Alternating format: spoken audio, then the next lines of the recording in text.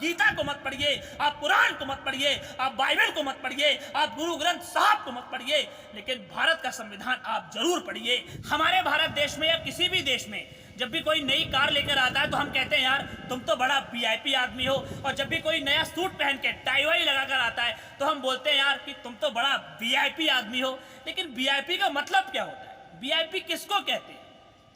VIP का मतलब होता है कि वेरी इंपॉर्टेंट पर्सन, बहुत ही महत्वपूर्ण व्यक्ति।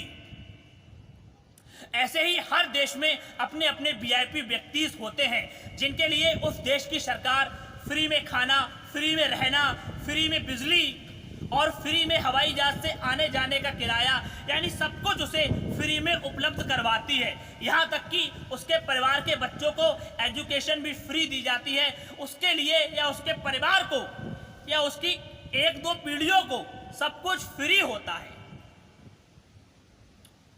इसी अनुसार अमेरिका में कुल 252 वीआईपी लोग हैं और फ्रांस में 109 वीआईपी लोग हैं और जर्मनी में 142 वीआईपी लोग हैं और रूस में 312 वीआईपी लोग हैं और ऑस्ट्रेलिया में 212 वीआईपी लोग हैं। लेकिन हमारे भारत देश में, हमारी इस इंडिया में 5,80,000 से भी ज्यादा वीआईपी लोग हैं जो कि लिखित में हैं।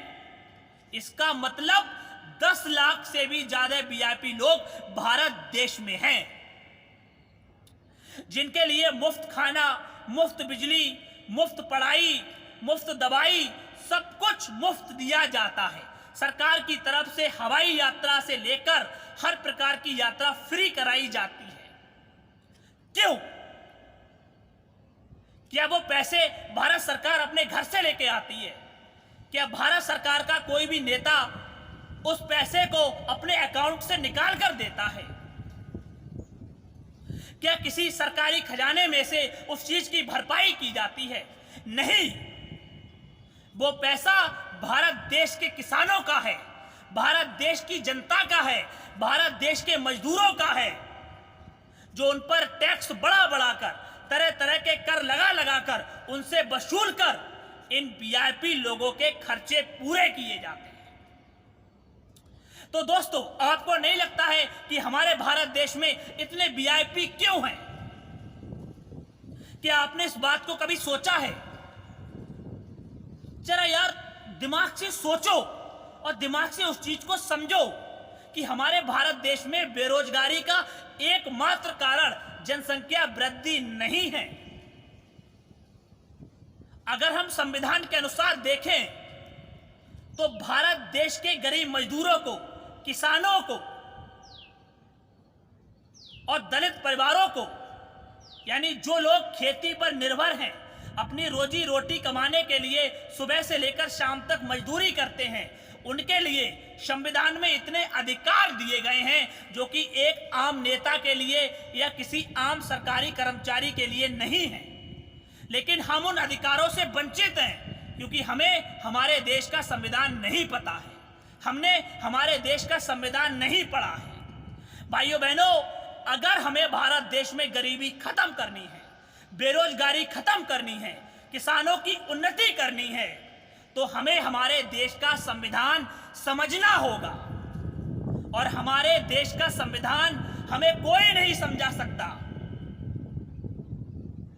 इसलिए आपको संविधान समझने के लिए कुछ संविधान की एक किताब लेकर आओ, यूट्यूब पे सर्च करो, गूगल पे सर्च करो, भारत का संविधान मिल जाएगा। भाइयों बहनों, बड़े दुख के साथ मुझे आज कहना पड़ रहा है कि जो लॉयर लोग संविधान पढ़कर आते हैं वो भी सिर्फ संविधान का यूज, संविधान का प्रयोग अपनी जेबें गर्म करने के लिए, अपना घर पालने के लिए करते हैं। देश की भलाई के लिए संविधान का यूज नहीं किया जा रहा है। मैं पहले ही माफी चाहूंगा, कोई मेरी बात का बुरा मत मानना, मैं जानता हूं इस बात को, मैंने देखा है।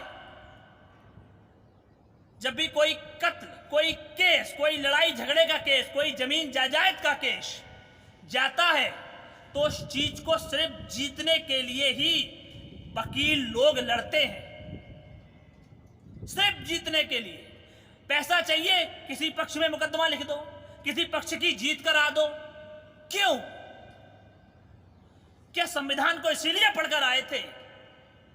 क्या देश को बर्बाद करने के लिए तुम लोगों ने संविधान पढ़ा था? बहुत गलत बात है ये, बहुत गलत।